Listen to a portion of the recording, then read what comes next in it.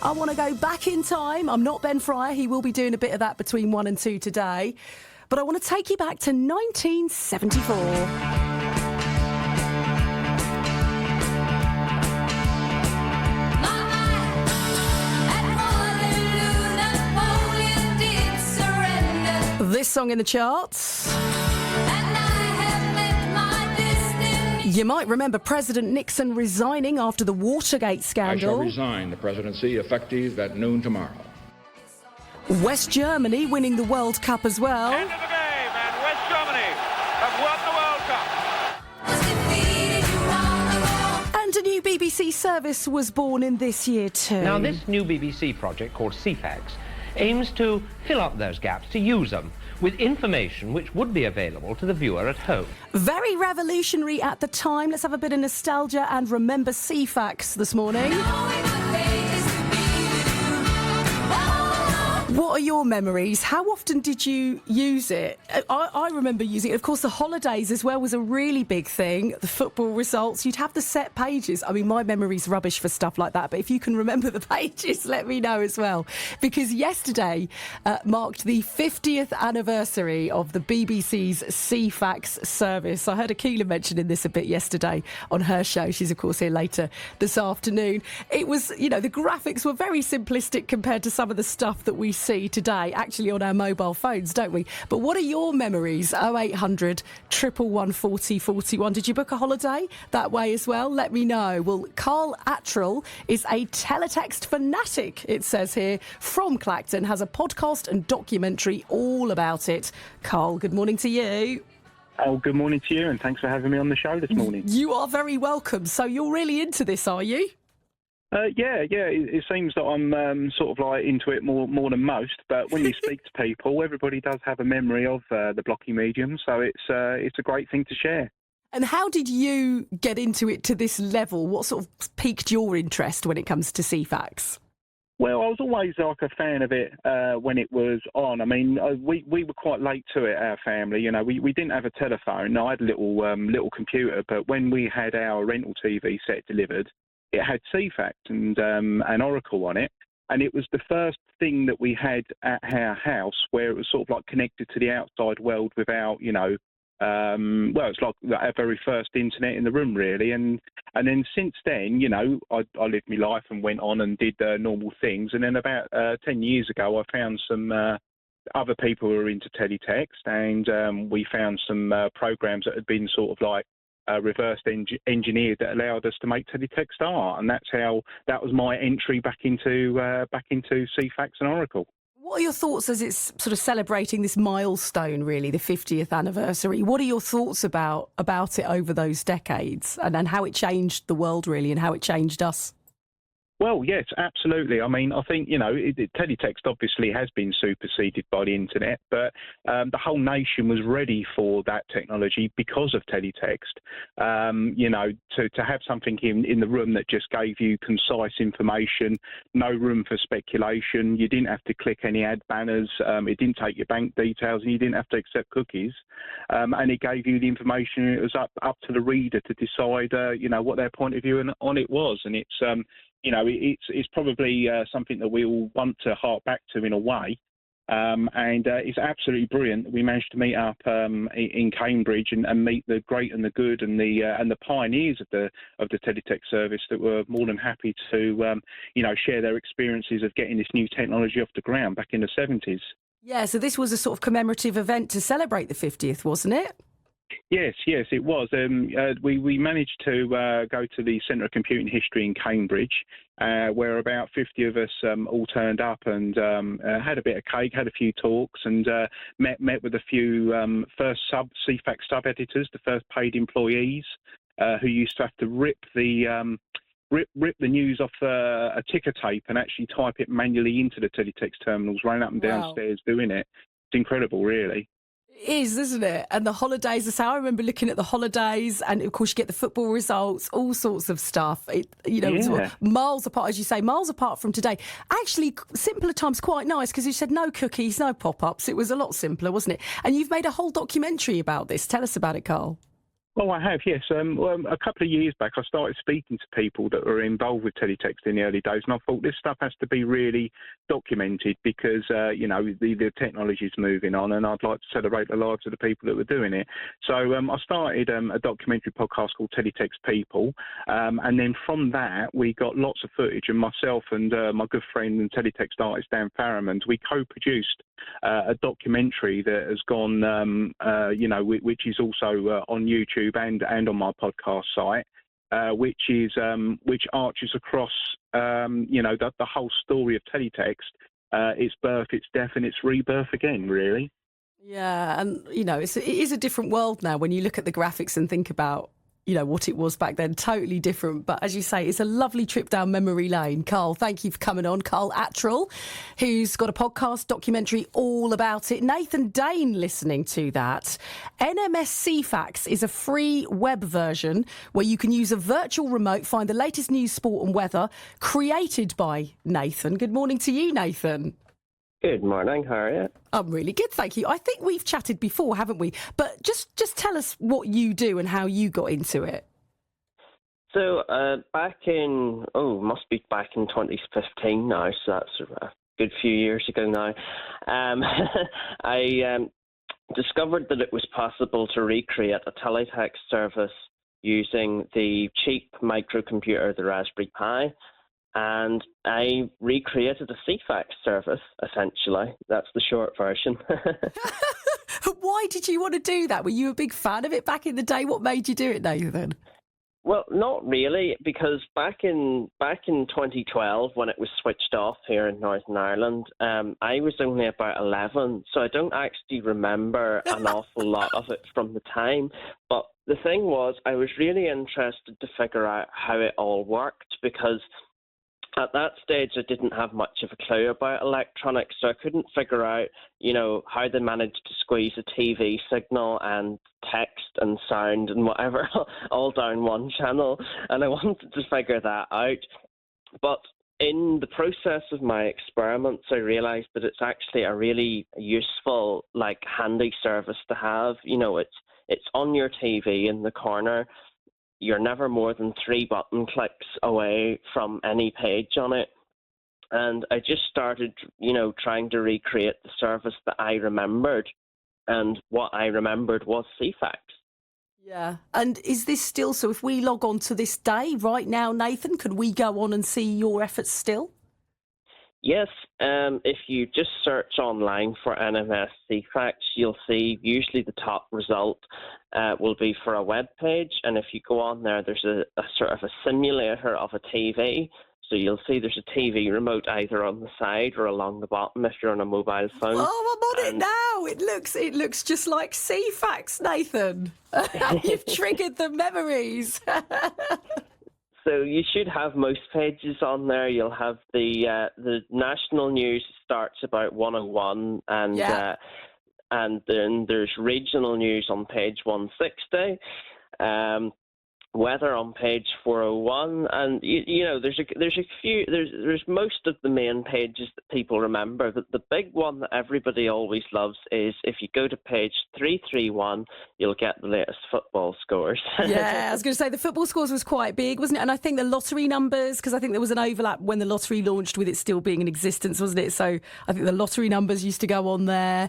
I'm just going on the TV. I probably shouldn't be doing this live on the radio because now I'm sort of gone down the rabbit hole of wanting to have a go of it. I'm on the TV listings as well, so you can just have a little look. And this is all up-to-date info, is it, that you've done on here? Yes, so I wrote code back then, and what it does is it looks at a couple of different websites. So it looks at the BBC's RSS feeds to get its news. It looks at the Met Office's API to get its weather, stuff like that. So it is updating about every 15 to 20 minutes. It checks all those sources. It updates the pages. So it's always very close to up to date.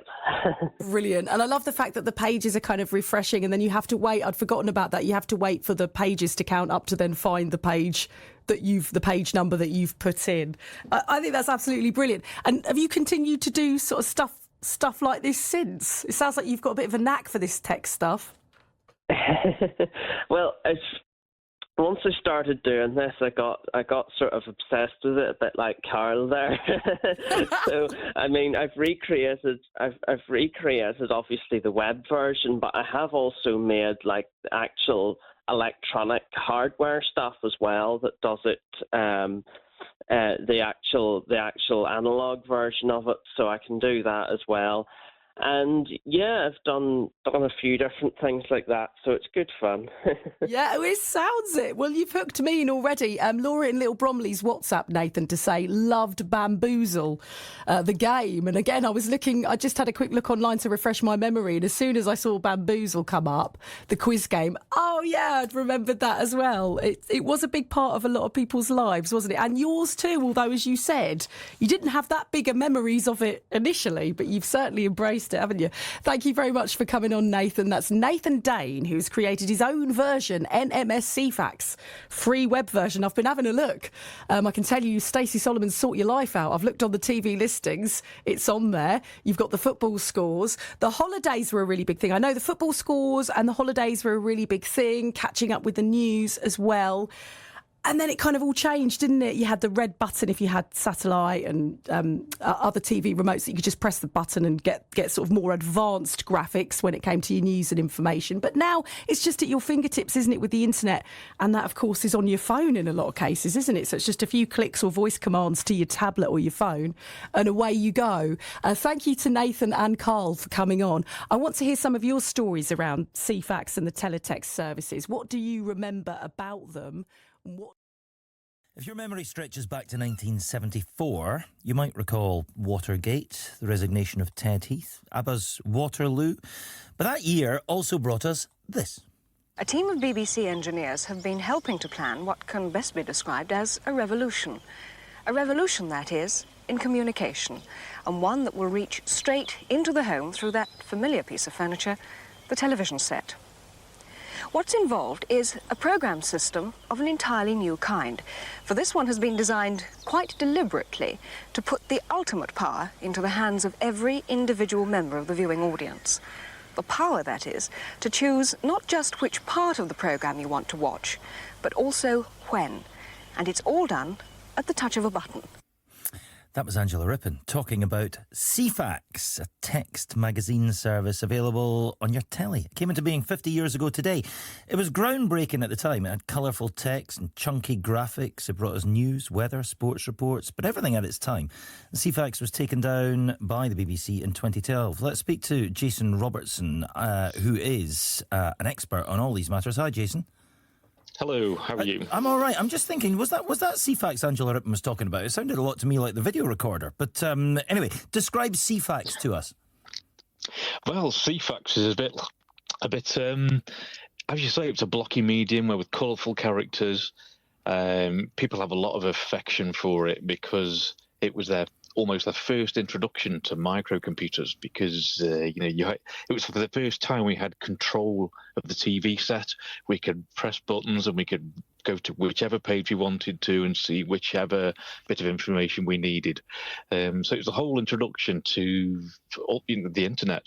Basically, it's precursor to the internet. And it seemed like a radical kind of revolution in technology at the time, didn't it? Just being able to order a news story onto your TV screen. It seems very, very primitive today, but it was quite something.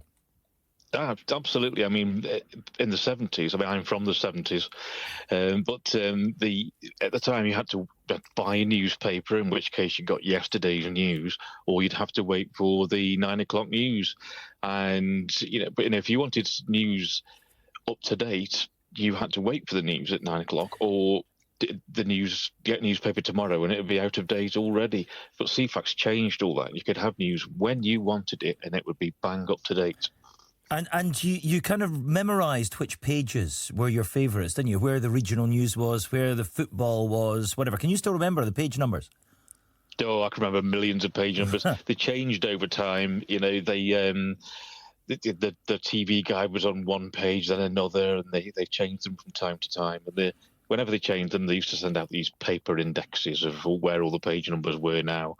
But for many years, it remained the same. 302 would be the football section. Yeah. So, why are we so nostalgic for all this stuff? Do you know what? I don't know. I think it's a simpler time, isn't it, for people? Really, I think people look back and think, oh yeah, teletext. It's quite an immersive, slow experience. It's chilled out, isn't it? It's not bombarding you with advertisements, or it's clicking on all these things to go somewhere. It's just, it gets there in its own time. It's pedestrian. It's concise, and you can get all the information you need to very, very quickly. Yeah, a simpler time. Crikey, how we yearn for that. Jason, thanks a million for taking us back 50 years to the birth of Ceefax. Cheap flights, that's the other thing you could get on Ceefax, wasn't it? Jason Robertson there. Thank you for that. Right, the time is just after 4:30. Now, celebrations have been held to mark the 50th anniversary of the launch of Ceefax. Considered technologically groundbreaking at the time, the service used colourful text and chunky graphics to provide news, weather and sports reports to those with enabled televisions. It was discontinued by the BBC in 2012. Well, let's speak now to the former duty editor of Ceefax, Graham Lovelace, who also jumped ship to run the rival Teletext. Graham, thanks for coming onto the programme today. That's a pleasure. Good afternoon. It's funny, isn't it, looking back 50 years? I mean, everybody of a certain age will remember Ceefax, but, when you look at what it was and what we have now, it's amazing to think just how groundbreaking it was at the time. Indeed, it was incredibly groundbreaking, a great British invention up there with the hovercraft and Concorde, of course. Those inventions and those huge sort of technological dives were really big around the 1970s when the teletext medium was first invented back in 1974. Things were a bit sort of looking slightly jaded when I was involved. So I joined Ceefax 20 years later, that's 1991. But that's all we had. It was a world before we had mobile phones, before the web. There were only 3 news bulletins on TV in the daytime. So if you wanted live, up to the second, news, sport, weather, finance, racing results, everything you needed, really, you turned to teletext. So what was it like to work for? Incredible. Absolutely incredible. I mean, we were at Ceefax, sat at the top of the television centre in London. We had a dedicated newsroom. We had all the newswire services from around the world, and we had the BBC's own internal news service as well, the General News Service. And we led... we beat every single news outlet within the BBC. We were leading or telling other news operations around the country what the news agenda was, what the very latest information was. And we were also telling, of course, millions and millions of viewers, probably between 12 and 15 million viewers a day, what was going on in the world, but also, the very latest business information, share prices, all of that. It's a very broad range of information services. Yeah, it's incredible, isn't it, to think that people actually sat and waited for this information to come up in kind of type form on their tellies. Indeed, and some of those viewers, or some of your listeners that may remember coming in on page 13 of 23 and then having to wait for the pages to go around, particularly the holiday pages when I jumped ship to go to teletext. We never actually had any complaints about that. It was more of a sort of an internal inferiority complex that this medium still had to have these cycling pages. It was a way of actually boosting the number of pages that we had on air at any time. So a news story, it was very hard to encapsulate that within just the 3 paragraphs we had. So we would go to a second cycling page and occasionally a third cycling page on Ceefax. I'd forgotten all about that aspect of it, actually. Yes. But you then went to teletext. Which was better? Well, obviously I'm biased. There were 2 very, very different services. So when I was at Ceefax, it was very much part of the news operation. It had been part of a very different department within the BBC called presentation, the continuity announcers. Ceefax was largely left to just get on with it and became its own sort of culture and everything. When it was embraced and then brought into the news operation, it became very serious. So that gave me, as the first editor of Teletext Limited, an opportunity to go up against Ceefax with a far more broader service, with services there which really was going to generate a mass consumer audience. We needed that for the advertising. So in terms of what's better, I think Teletext Limited had the broader range of information, but if you're really talking about the hard news side of it, they were head to head. We were in direct competition, the Teletext News Service, with Ceefax, and there was probably only a couple of seconds apart. Throughout the day, we would have the constant battle who was going to be first. A very balanced answer. Graham, thank you very much indeed. That's Graham Lovelace, who worked for both.